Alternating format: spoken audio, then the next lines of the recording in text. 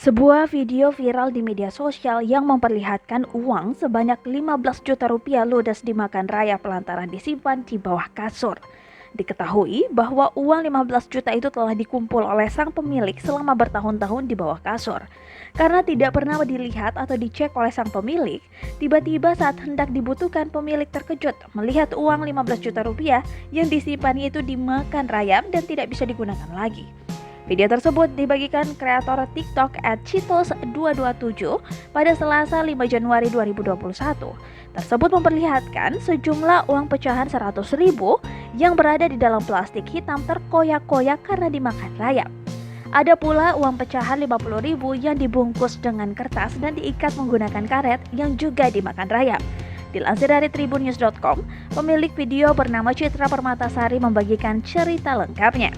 Dia mengaku membuat videonya pada 3 Januari 2021 depan rumahnya di Jalan Polu, Desa Iwoi Mendaa, Kelurahan Sea, Kecamatan Latambaga, Kolaka, Sulawesi Selatan. Sedangkan uang yang dimakan rayap tersebut milik tantenya bernama Haya. Citra melanjutkan ceritanya, tantenya sudah menyimpan uangnya selama 1 tahun lebih 2 bulan. Rencananya akan digunakan untuk merenovasi rumah. Citra juga memberikan jawaban terkait pertanyaan kenapa uang tersebut tidak disimpan di bank. Alasannya karena di kampung jauh dari bank, ucapnya. Diketahui jarak antara rumah Haya dengan bank terdekat selama 4-5 jam perjalanan dengan motor.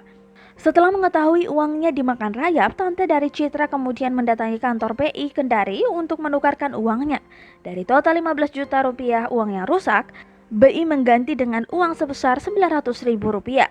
Citra sendiri belum mengetahui alasan BI hanya mengganti dengan jumlah tersebut.